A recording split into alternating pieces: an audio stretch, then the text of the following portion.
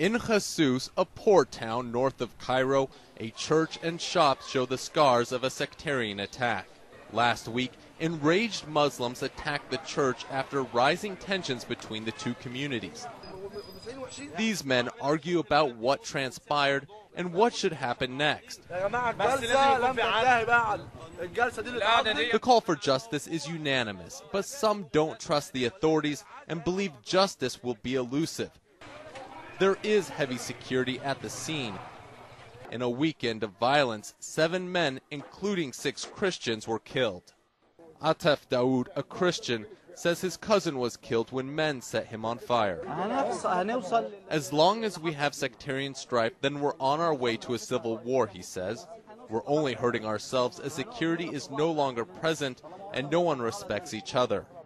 Initial reports were that it was this graffiti on the wall of this Islamic institute that sparked the clashes. But after talking to local residents, most of whom are Christian, they say resentment and jealousy of their local Christian community leader is what led to the violence. Deadly sectarian attacks aren't uncommon in Egypt. Almost after each incident, government officials host reconciliation meetings. Kissing and shaking hands, Muslim and Christian leaders pledge unity and tolerance. But these kinds of meetings don't work, says human rights activist Hossam Beget.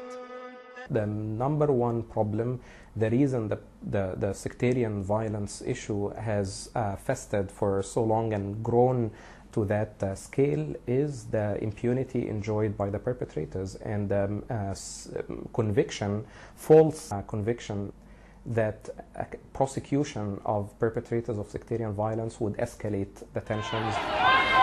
Sectarian tension is only going to get worse, says Beget.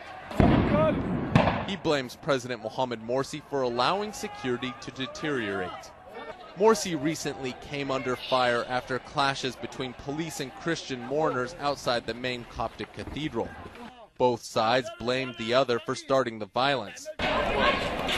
One official from the ruling Muslim Brotherhood said Copts had come prepared for a civil war, not a common funeral. But another acknowledged there is a security vacuum in Egypt. All Muslims are very sad about what happened in Khusus and in the church. But we must accept that we are in a transformation.